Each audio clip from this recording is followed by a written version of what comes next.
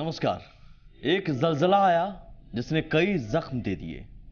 जिंदगी मानो ठहर सी गई, लेकिन अब बारी जख्म को भुलाकर जिंदगी को चलाने की है। तो आज बात जलजले से जिंदगी तक के सफर की।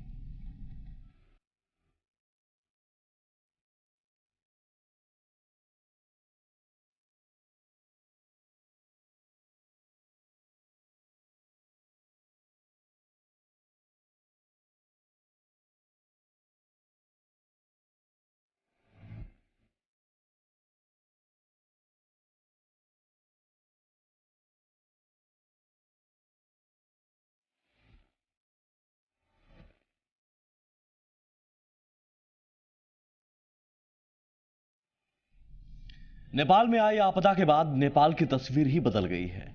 जिस देश की अर्थव्यवस्था पर्यटन पर आधारित है, वहां अब तबाही का ही मंजर नजर आता है। लेकिन नेपाल फिर से उठेगा और फिर से खड़ा होगा।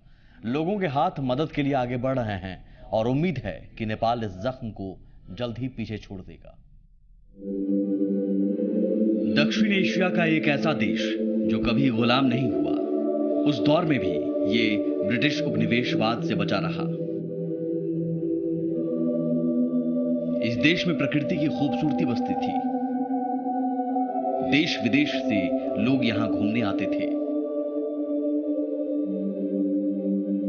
और यही वजह है कि यहां की अर्थव्यवस्था में पर्यटन का खासा योगदान होता है। लेकिन कहते हैं कि वक्त हमेशा एक जैसा नहीं रहता, वो बदलता रहता है। कुछ ऐसा ही हुआ नेपाल के साथ भी।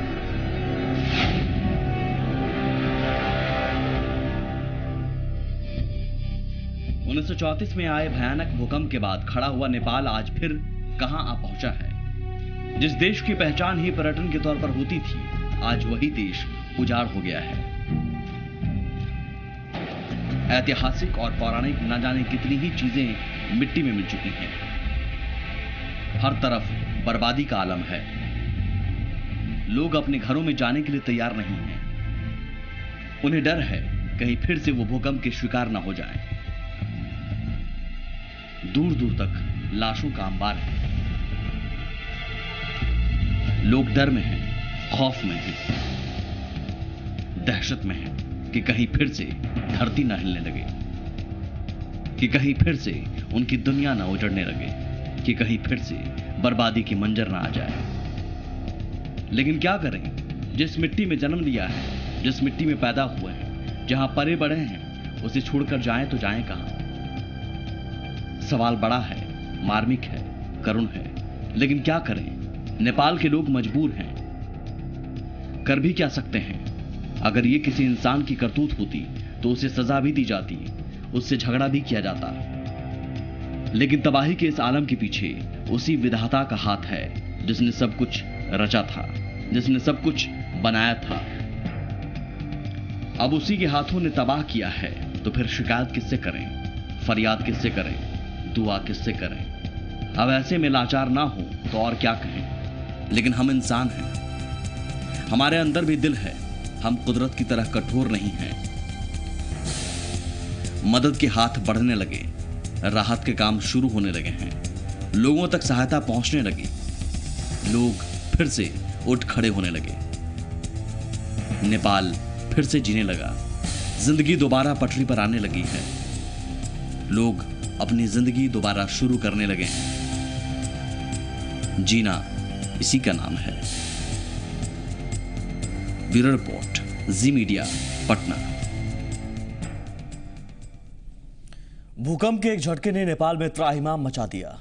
जिंदगी की पटरी बेपटरी हो गई, लाखों लोग घर से बेघर हो गए।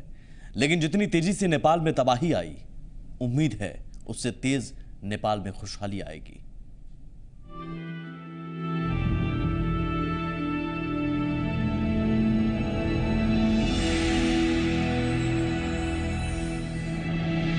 इन गलियों में कभी लोगों की चहल पहल रहती थी, भीड़ भाड़ रहती थी। लेकिन अब यहां सन्नाटा पसरा है, खामोशी है, बल्कि ये कहें कि वीरानी छाई हुई है। मलबे का ढेर जमा है, घर उजाड़ है, घर सुनसान है। लोगों के लबों पर खामोशी है। अपना ही घर आज डराने लगा है। जिस घर में पूरे परिवार के साथ रहकर जिंदगी के सफर में थे, आज वही घर बिछड़ने का गवाह बना है। आज वही घर बेगाना लग रहा है। महज चंद सेकंड में लोगों की पूरी दुनिया ही बदल गई। कुछ सेकंड के झटके ने पूरी जिंदगी को पटरी से उतार कर रख दिया, सड़क पर रख दिया, घर से बेघर कर दिया। अब ना तो इन गलियों में खुशियां हैं, ना ही वो रौनक है। वो भी कैसे? जिस घर में रहते थे, जिस घर में जिंदगी बसती थी, वही घर कई लोगों की कब्रगाह बन गया। उसी घर में जिंदगियां लुट गईं, न जाने कितनी जिंदगियां खामोश हो गईं। उसका बेटी नहा के बैठ रहा था, बगीचा में बैठ के वो भूकंप आया था। 12 बजे थे। उस वक्त में उसका बेटी नहा के नंगे खाट नीचे गिर डूबा। उसे ये रास्ता आके खींच के मर गया इसका बेटी, है ना। उसी साथ हम सब मिल गए, कोई जगह में पाल टांग गया। हम 45-46 घर है, वही कई जगह में बैठता था। जो कुछ अपना साथ में थे वो पका गए। दाल भी नहीं है, कुछ भी नहीं है, तरकारी आलू मिक्स करके बात थोड़ा थोड़ा खा बैठ रहा। ये किसी एक की दास्तान नहीं है, ना ही किसी एक परिवार की हकीकत है। ऐसे न जाने कितने ही परिवार हैं जो इस भूकंप की भेंट चढ़ चुके हैं, जो इस दुनिया से रुखसत हो चुके हैं। लेकिन इन सब के बीच उम्मीदें नहीं मिटी हैं। उम्मीदें आज भी जिंदा हैं। और यही वजह है कि इतने दिन के बावजूद कई जिंदगियां जिंदा बाहर आ रही हैं। कुदरत के बेरहम हाथों से भी वो खत्म नहीं हो सकी। ये हमारी जीत है। ये उन हाथों की जीत है जिन हाथों ने जिंदगियों को खाक होने से बचाया है। ये उन हाथों की जीत है जो मदद में उठ खड़े हुए और अपनी हिम्मत नहीं हारे हैं। उन्हें उम्मीद थी और उनकी उम्मीदों को सहारा भी मिला। घर में ही थे, घर का ऊपर ही थे, ये सामने ऊपर ही थे। खाना खाने के करीब 12 बजने वाले थे। ऊपर गया था खाना खाने के लिए। मैं जब खाना खा रहा था, खाना खत्म होने के बाद हाथ धोने गया था, उसी टाइम अचानक बड़ा भूकंप आया। पता नहीं चला कितना ये भूकंप है। मैं देखते देखते अपने सामने सब गिर गया। आँख में माँ और मैं था दोनों उस टाइम में, और नीचे दोस्त दोनों था और उसका बेटा भी था। नीचे क्या हुआ पता नहीं, मैं ऊपर से था, पूरा गिर गया था। ऊपर से सब गिर रहा था और मैं उधर से पीछे भी देख रहा था, दूसरा घर भी सब गिर रहा था। पता नहीं मैं बचेगा नहीं बचेगा, इतना पता नहीं है। मैं अपना माँ को कैसे बचाऊँ, इतना ही मेरा दिमाग में आया और कुछ नहीं। जिस जलजले ने महज चंद पल में इतनी जिंदगियों को निगल लिया, उस जलजले के सामने हम इंसानों ने भी आज घुटने नहीं टेके हैं। हमारी उम्मीदें अभी बाकी हैं, हमारे हौसले अभी बाकी हैं, हमारी हिम्मत अभी बाकी है। और इस जंग में जीत हमेशा हौसलों की होती है।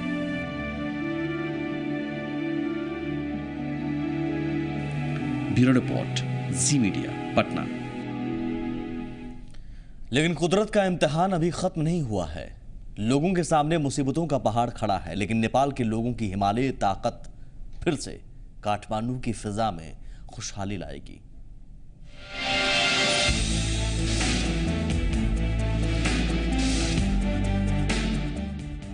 शनिवार का दिन था।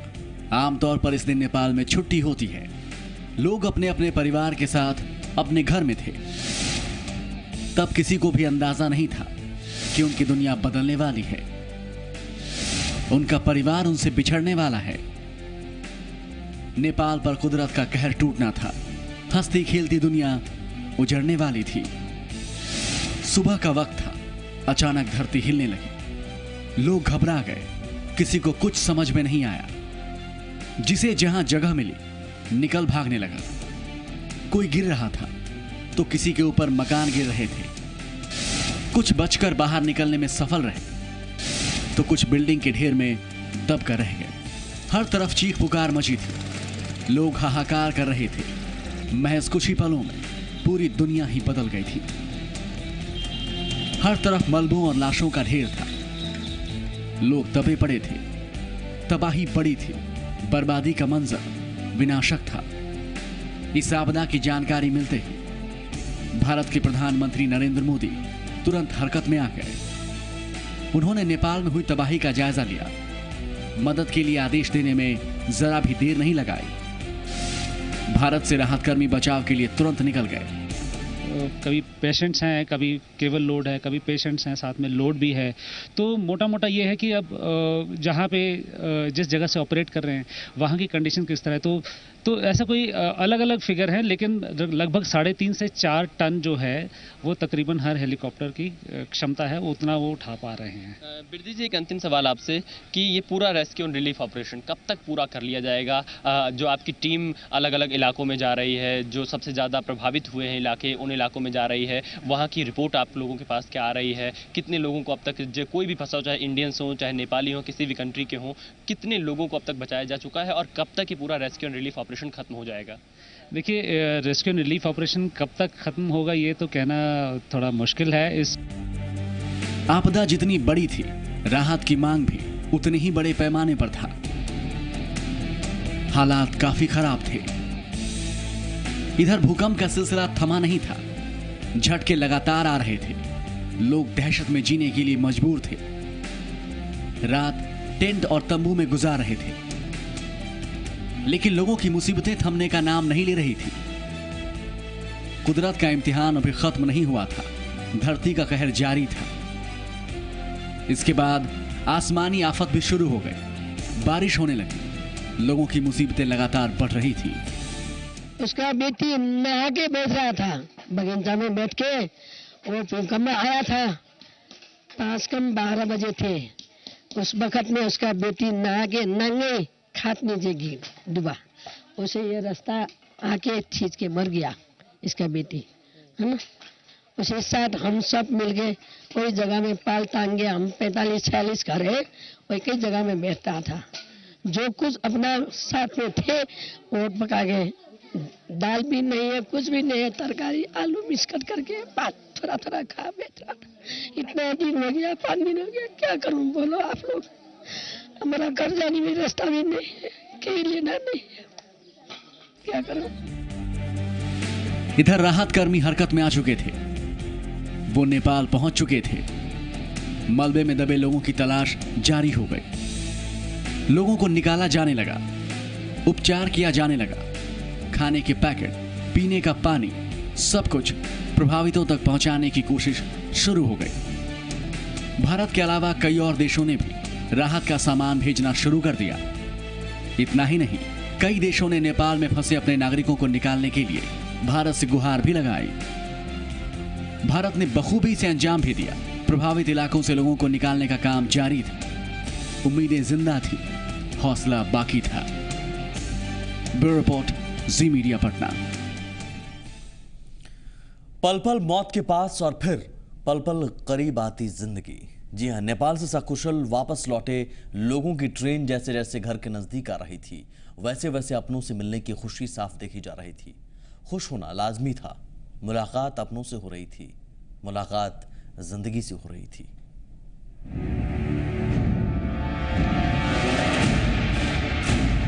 नेपाल में तबाही का कहर जारी है। लोगों के मन में दहशत इस कदर छाया हुआ था कि नेपाल में उन्हें एक पल भी रुकना गवारा नहीं था। लोग इस भयानक त्रासदी के साए से दूर निकलना चाहते थे। भारत सरकार ने नेपाल से लोगों को लाने के लिए स्पेशल ट्रेन चलाई। लोगों की भीड़ उमर पहुंचने ही वाली है। यहां रोज कई ट्रेन आती है, लेकिन ये ट्रेन कुछ खास है। ये नेपाल से आ रही है। बर्बादी के बाद हर कोई परेशान है। किसी का परिवार वहां फंसा है तो किसी का रिश्तेदार। इस ट्रेन में सफर कर रहे वो लोग हैं जो भीषण तबाही को झेलने के बाद जीवित बचे हैं। इस ट्रेन में सफर कर रहे वो लोग हैं जो नेपाल से अपने वतन वापस लौटने में कामयाब हो रहे हैं। यही वजह है कि ये ट्रेन उम्मीदों की ट्रेन है। ये ट्रेन राहत की ट्रेन है। हर यात्री की आंखों में कैद है वो खौफनाक मंजर जो 25 तारीख को इन आंखों में कैद हुए थे। दहशत के उन पलों को भूलना मुश्किल है। कुदरत की दोहरी मार को अपने जहन से मिटाना मुमकिन नहीं। लग रहा था मानो अब कुछ नहीं बचेगा, कुछ नहीं थमेगा, मानो सब कुछ खाक होने के बाद ही जलजला रुकेगा। दहशत में जी रहे लोगों को बेचैनी थी, जल्दी घर वापसी की, परिजनों से मिलने की। भारत सरकार भी तैयार थी जिन लोगों के पास पैसे नहीं थे उन्हें भी ट्रेन में जगह मिली। हर किसी का ख्याल रखा गया। भूकंप आया था, 3 दिन तक रोड पर हम लोग सोए थे। हम लोग अब सोचे कि अब हम लोग का जान नहीं बचेगा वहाँ पर, तो हम लोग काठमांडू में एयरपोर्ट आए थे। और एयरपोर्ट आए तो हम लोग को एक पैसा नहीं लगा। हम 29-30 आदमी हमारा ग्रुप है, वहाँ से आए। सब आदमी को बस ट्रेन में बैठा दिया। हाँ, दिल्ली से बहुत अच्छा से एक पैसा नहीं लगा। खाने का, सोने के, रहने का। इसका इमरजेंसी हो गया तो इसका दवा भी और डॉक्टर। इतना ही नहीं, रास्ते में कोई बीमार पड़ जाए तो उसके लिए भी इंतजाम थे। लोगों के खाने पीने का प्रबंध भी था। किसी को इस भयानक आपदा के बाद और तकलीफ ना हो, इसकी पूरी कोशिश की गई थी। प्लेन से आए हैं, पैसा सब कुछ नहीं लगा है। फिर यहाँ बीरगंज में भी बहुत व्यवस्था हुआ है, अच्छे से व्यवस्था हुआ है, खान पीन हर चीज का। और हम बीमार भी पड़ गए थे, डॉक्टर सब आ गया था। जैसे ही ट्रेन स्टेशन पर पहुंची, ट्रेन में सवार यात्री राहत की सांस लेते दिखे। परिजनों से मिलते ही लिपट पड़े। चेहरे पर खुशी साफ दिखी। खुशी थी जिंदा बच निकलने की, उस तबाही से जिसने हजारों जिंदगियां छीन ली, जिसने पूरी दुनिया ही उजाड़ दी। ब्यूरो रिपोर्ट, जी मीडिया। तो जलजले से जिंदगी तक का सफर जारी है, लेकिन इस सफर का हमसफर संगीत भी है। कहते हैं कि संगीत है तो जीवन है। तबाही के इस खौफनाक मंजर के बाद हमें संगीत की धुन सुनाई दी। ये धुन काफी मायने रखती है। ये धुन एक संकेत है जीवन का, संकेत है एक नई शुरुआत का।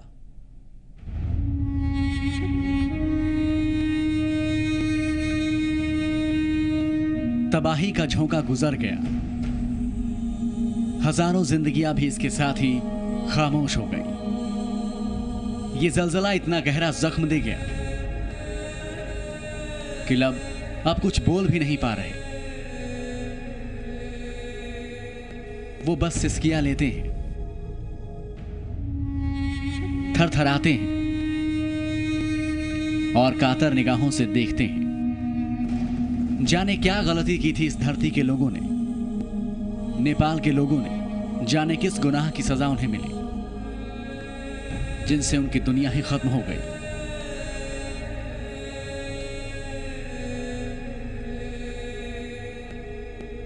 अब क्या करें, किससे फरियाद करें?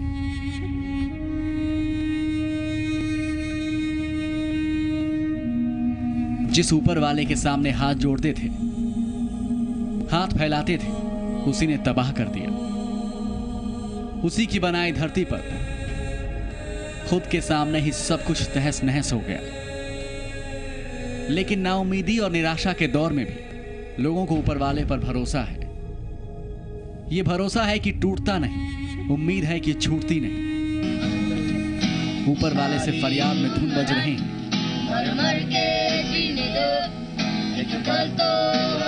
लबों से गाने निकल रहे हैं कि अब हमारे ऊपर रहम करो और कहर अब ना टूटे। जिंदगी की जितनी डोर टूट चुकी है, उससे कोई ना जुड़े। किसी और की डोर ना टूटे, इसी उम्मीद में लोग दुआ कर रहे हैं।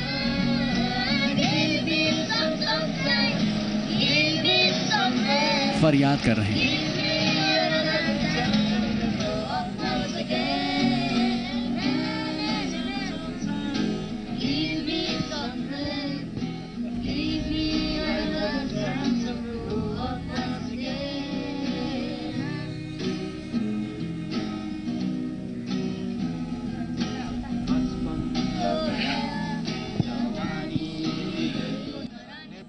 जमीन रो रही है, नेपाल का आसमान रो रहा है, नेपाल के पर्वत रो रहे हैं, नेपाल की वादियां रो रही है।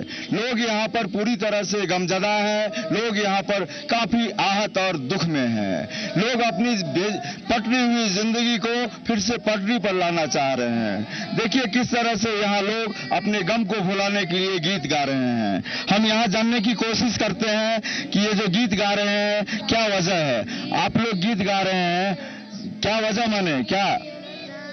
ये बहुत मैं अभी ये दूसरा ये अभी तो बहुत मुश्किल है, क्योंकि अभी ये देख रहा है बहुत महाभूकंप आया।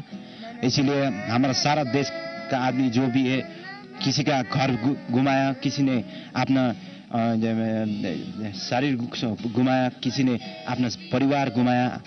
और बहुत इसमें मैं तो अभी जिंदा हूँ, इसलिए मैं बहुत गर्व करता हूँ खुद को। लेकिन मेरा जो भी सारा मेरा दोस्त लोग है, मेरा देसी लोग है, सब लोग को के लिए मैं ये दूसरे अभी तो ये हो गया, लेकिन अब ये बेटर, अब ये थोड़ी देर के बाद बहुत अच्छा होने के लिए मैं ये गाना गा रहा हूँ। क्या फिर से जिंदगी पटरी पर आ जाए, इसके लिए गाना गा रहे हैं? हाँ, उससे भी फिर से जिंदगी, और मैं भगवान को कृपा करता हूँ कि इसे हटा के और अच्छा जिंदगी जीने के लिए, पुनः फिर भी नया जिंदगी जीने के लिए। इनकी जिंदगी बेरंग हो गई है, बेस्वादी हो गई है, बेपटरी हो गई है इनकी जिंदगी। ये चाह रहे हैं कि गीतों के माध्यम से फिर से इनकी जिंदगी जो है पटरी पर आ जाए। इस धरती पर प्रकृति की सुंदरता थी, लेकिन अब नजारा बदल चुका है। हर तरफ तबाही का मंजर है, लेकिन तबाही के इस मंजर के बीच से निकलने वाली ये धुन बहुत कुछ कहती है। ये धुन जिंदगी का संकेत है, गति का इशारा है। वक्त कभी रुकता नहीं है, वो चलता रहता है। तबाही का ये दौर भी जल्द ही बीते दिनों की बात हो जाएगा। आने वाला कल फिर से हमारा होगा।